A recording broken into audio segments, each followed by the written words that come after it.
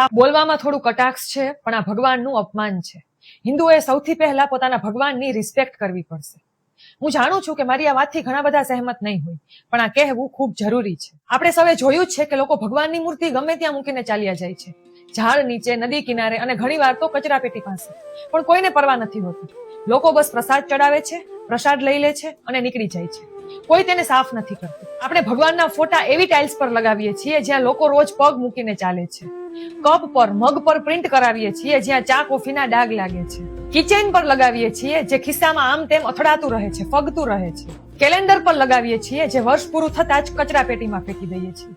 ઘણા લોકો કહે છે કે ભગવાન તો દરેક જગ્યાએ છે, પણ એનો અર્થ એવો નથી કે આપણે તેના ભૌતિક સ્વરૂપને ગમે ત્યાં ગમે તે રીતે રાખીએ. અને બીજી બાજુ જો તમે અન્ય ધર્મોમાં જુઓ તો તેઓ પોતાના પવિત્ર પુસ્તકો અને ચિહ્નોને ખૂબ જ કાળજીપૂર્વક રાખે છે.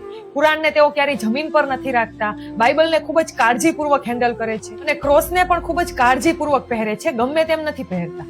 પણ આપણે ભગવાનના ફોટા લગભગ દરેક જગ્યાએ લગાવી દઈએ છીએ. બિસ્કિટના પેકેટ પર, પાન મસાલાના કવર પર. વ્યાપારીકરણના નામે આપણે કદાચ ભગવાનને એક પ્રોડક્ટ બનાવી દીધા છે. તમે ભગવાનની ભક્તિ કરી રહ્યા છો તો સાથે આદર પણ કરો.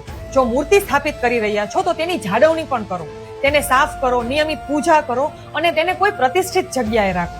મારા મત મુજબ ભક્તિનું પહેલું પગથિયું એ છે કે તમે ભગવાનની ભૌતિક ઇમેજ સાથે કેવો વ્યવહાર કરો છો, તેને કેવી જગ્યાએ રાખો છો અને તેને કઈ રીતે સાફ રાખો છો. ભગવાનને માત્ર એક પ્રતીક તરીકે નહીં, પરંતુ આપણા ઘરમાં જીવંત હાજરી તરીકે સ્વીકારી. હિન્દુ ધર્મ પોતાના જ લોકો પાસેથી વધુ સારા આદરનો હકદાર છે. જય શ્રી રામ.